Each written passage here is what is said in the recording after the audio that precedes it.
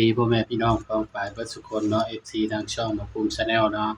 วันนี้บ่าวภูมิก็สิมาตามแนวทางให้พี่น้องเนาะสำหรับหวยลาวทีวีเนาะครับเนาะ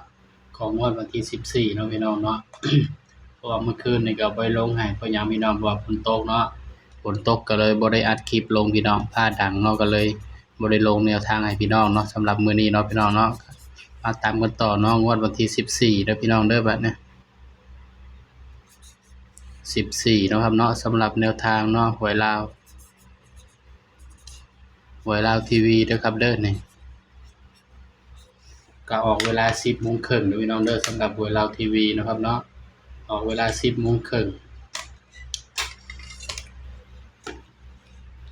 ลาวทีวีออกเวลา 10:30 นเนาะ บ่าวก็สิลงแนวทางให้ลาวเนาะลาวทีวีลาวเอ็กซ์ต้าลาวสตาร์ลาวเฮ็ดดีเนาะก็สิลงให้ทุกลาวเลยเนาะพี่น้องเนาะสำหรับหวยลาวเฮาเนาะก็มาเบิ่งนำกันเนาะสำหรับตัวเด่นเนาะครับเนาะงวดที่14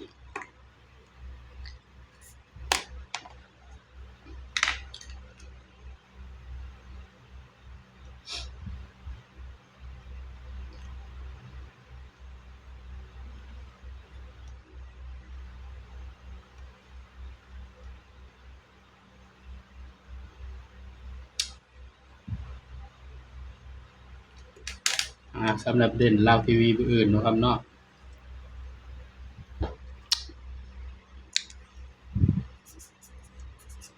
ให้เด่น4กับ5เด้อพี่น้องเด้อสำหรับลาวทีวีผู้อื่นเนาะครับเด่น4กับ5พี่น้อง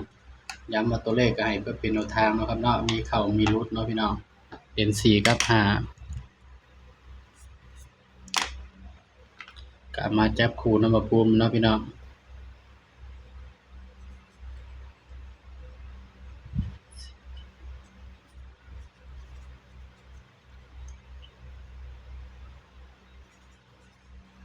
ก็มาจับคู่นำกันเลยพี่น้องบัดนี้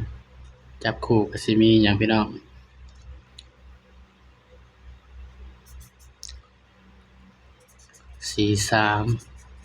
48 49 53ก็สิให้แค่6หางเนาะพี่น้องเนาะย้ำว่าตัวเลขก็เป็นเพียงแนวทางเนาะครับเนาะมีเข้ามีหลุดเนาะพี่น้องเนาะ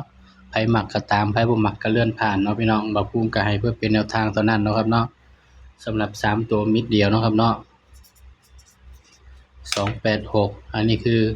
สูตร3ตัวกับสูตร2ตัวก็คนละสูตรกันเด้อพี่น้องเด้อนี่สำหรับตัวเด่นมื้ออื่นเนาะบ่าวก็มักไปที่